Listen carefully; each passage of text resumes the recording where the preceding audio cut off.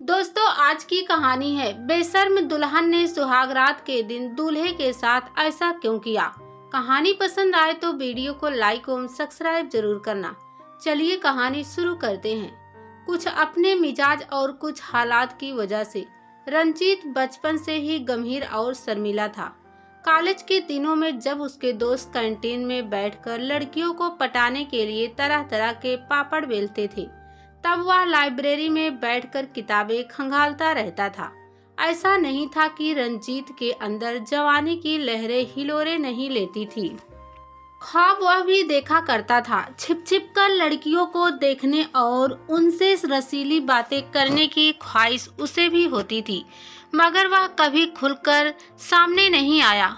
कई लड़कियों की खूबसूरती का कायल होकर रंजीत ने प्यार भरी कविताएं लिख डाली, मगर जब उन्हीं में से कोई सामने आती तो वह सिर झुकाकर आगे बढ़ जाता। शर्मीले मिजाज की वजह से कॉलेज की दबंग लड़कियों ने उसे ब्रह्मचारी नाम दे दिया था। कॉलेज से निकलने के बाद जब रंजीत नौकरी करने लगा तो वहां भी लड़कियों के बीच काम करने का मौका मिला। उनके लिए भी उसके मन में प्यार पनपता था, लेकिन अपनी चाहत को जाहिर करने के बजाय वह उसे डायरी में दर्ज कर देता था। ऑफिस में भी रंजीत की इमेज कॉलेज के दिनों वाली ही बनी रही। शायद औरत से रंजीत का सीधा सामना कभी ना हो पाता अगर ममता उसकी जिंदगी में ना आती। उसे वह प्यार से ममता बुलाता था।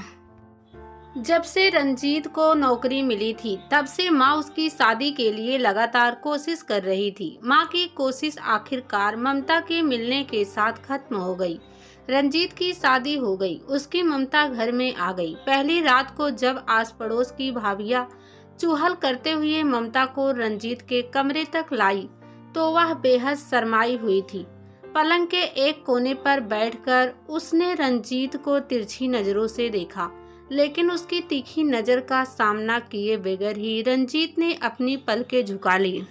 ममता समझ गई कि उसका पति उससे भी ज्यादा नर्वस है।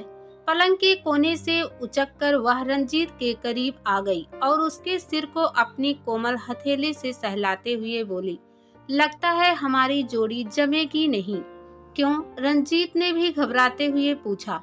हिसाब उल्टा हो गया, उसने कहा तो रंजीत के पैरों तले जमीन खिसक गई। उसने बेचैन होकर पूछा, ऐसा क्यों कह रही हो ममता?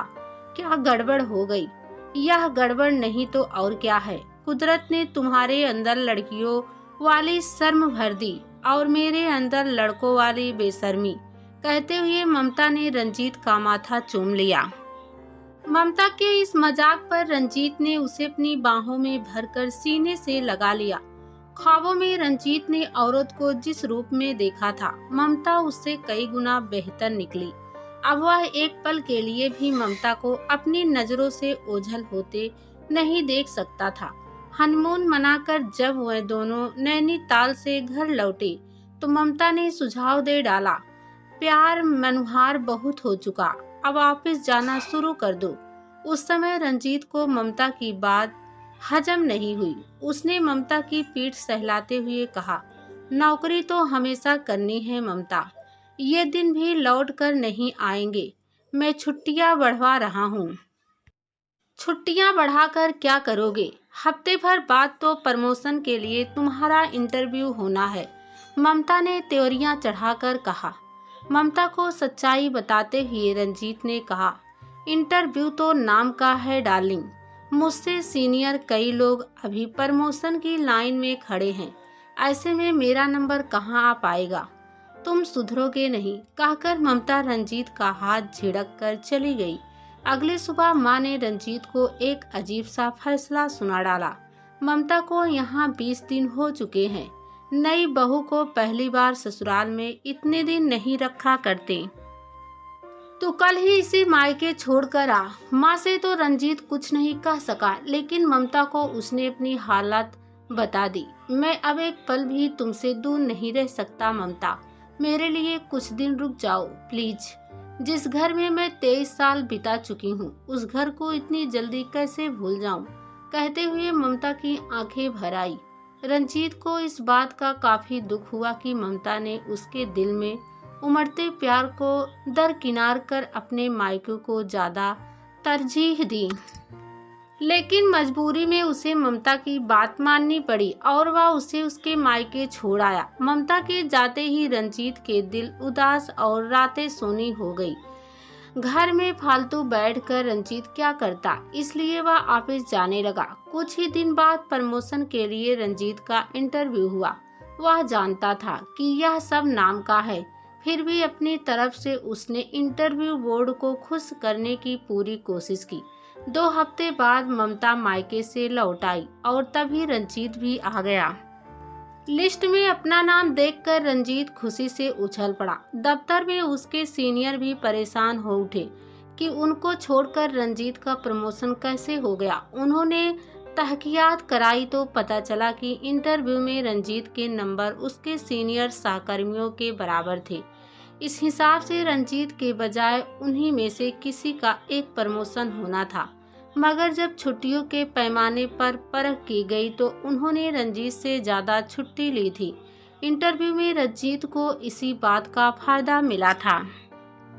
अगर ममता 2 हफ्ता पहले मायके ना गई होती तो रंजीत छुट्टी पर ही चल रहा होता और इंटरव्यू के लिए तैयारी भी न कर पाता।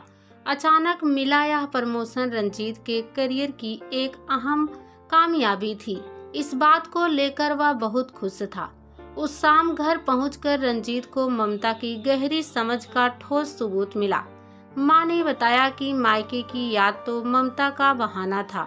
उसने जानबूझकर माँ से मशवरा करके मायके जाने का मन बनाया था ताकि वह इंटरव्यू के लिए तैयारी कर सके।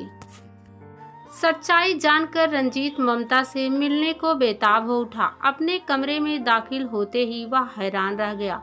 ममता दुल्हन की तरह सज धज कर बिस्तर पर बैठी थी। रंजीत ने लपक कर उसे अपने सीने से लगा लिया। उसकी हथेलियां ममता की कोमल पीठ को सहला रही थी। ममता कह रही थी, माफ करना, मैंने तुम्हें बहुत तड़पाया, मगर यह जरूरी था तुम्हारी और मेरी तरक्की के लिए। क्या तुमसे दूर रहकर मैं खुश रही? मायके में 24 घंटे मैं तुम्हारी यादों में खोई रही। मैं भी तड़पती रही, लेकिन इस तड़प में भी एक मजा था। मुझे पता था कि अगर मैं तुम्हारे साथ रहती तो तुम जरूर छुट्टी लेते और कभी भी मन लगाकर इंटरव्यू की तैयारी नहीं करते। रंजीत कुछ नहीं बोला, बस एकटक अपनी ममता को देखता रहा। ममता ने रंजीत को अपनी बाहों में लेते हुए चुहल की, अब बोलो, मुझे जैसी कठोर बीवी पाकर तुम कैसे महसूस कर रहे हो? तुमको पाकर तो मैं निहाल हो गया हूँ ममता। रंजीत अभी बोल ही रहा था कि ममता ने ट्यूबलाइट का स्विच ऑफ करते हुए कहा, बहुत हो चुकी तारीफ, अब कुछ और। ममता शरारत पर उतर आई। कमरा नाइट लैंप की हल्की रोशनी से भर उठा और ममता रंजीत की बाहों में खो गई, एक नई सुबह आने तक।